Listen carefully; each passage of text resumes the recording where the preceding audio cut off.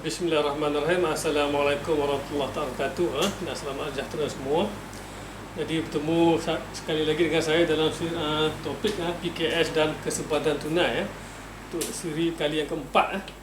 Pertama saya membicarakan tentang memahami kedudukan kewangan firma. Siri yang kedua, yang ketiga membicarakan tentang mengurangkan tekanan tunai dalam firma. Untuk siri yang keempat ini saya akan membincangkan tentang menambah sumber tunai.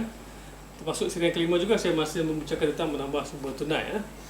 Jadi ada beberapa langkah-langkah mudah, tips-tips yang firma berjalankan, firma usahawan PKS berjalankan untuk menambah sumber tunai di dalam firma.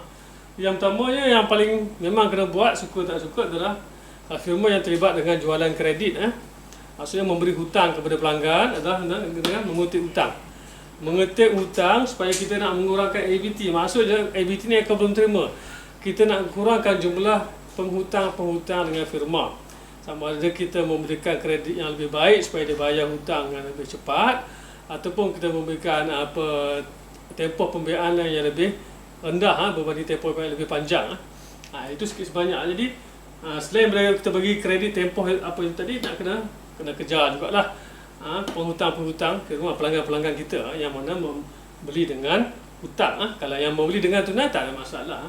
Yang kedua, jika ada aset-aset semasa, aset-aset yang mudah ditukar ke dalam bentuk tunai, jadi kita perlu jual aset-aset ini yang tidak strategik ini, perabot, kenderaan ke sistem power dingin, gagal kedai kecil dan sebagainya. Kena lihat balik satu demi satu apa aset-aset yang ada yang boleh kita tukarkan, kita jual ke dalam bentuk tunai. Yang ketiga, kalau firma sederhana, kemungkinannya mempunyai aset yang lebih banyak berbanding firma kecil atau firma mikro.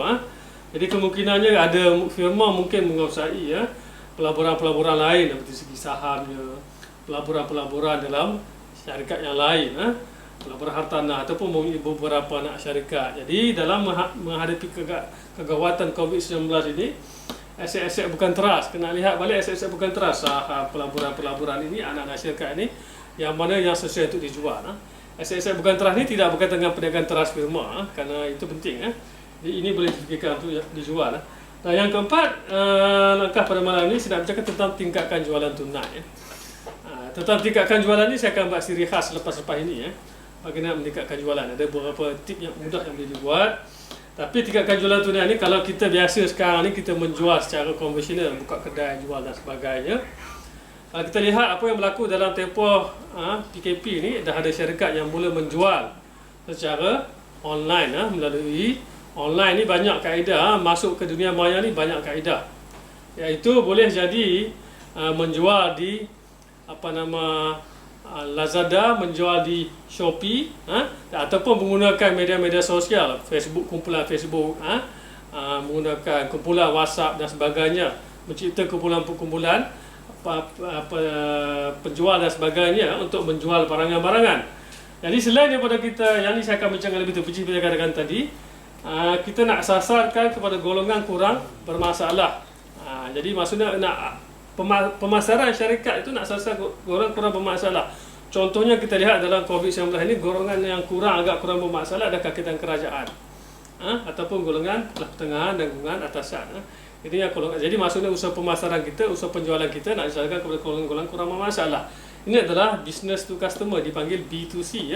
Ataupun satu lagi, kalau kita perniagaan kita boleh jual kepada perniagaan, dipanggil B2B, business to business. Kalau perniagaan kita boleh jual business to business, macam sayur lah, kita boleh jual kepada individu, itu B2C. Ataupun kita boleh jual kepada restoran dan sebagainya, pasaraya, itu B2B. Jadi kita sasarkan industri-industri yang agak stabil, yang tidak ada banyak masalah. Sebenarnya dalam tempoh kegawatan COVID ini, seperti makanan minuman, industri pertanian, asas tani, ataupun peruncitan, kedai runcit, pasaraya besar dan sebagainya. Ini mungkin kurang banyak masalah. Saya dengar berita baru ni, Tesco sebagai contoh nak ambil lagi 600 kerja. Maksudnya tempoh PKP ini menyebabkan jualan di sebahagian industri peruncitan mengalami peningkatan yang tinggi. Dan juga industri penjagaan kesihatan, yang berkaitan dengan penjagaan kesihatan, farmasi sebagai contohnya, dan juga mungkin industri sektor yang berkaitan dengan kurir. Kurir mengalami peningkatan yang tinggi, perbezaan yang tinggi dalam tempoh PKP ini, dan juga mungkin sektor ICT yang tidak banyak masalah. Ini sedikit banyak 4 langkah yang saya berikan dalam untuk menambah sumber tunai kepada firma. Jadi kita siri yang kelima saya masih akan membincangkan tentang menambah sumber tunai di dalam firma. Itu saja untuk kali ini. Kita jumpa lagi untuk siri yang akan datang. Assalamualaikum warahmatullahi wabarakatuh.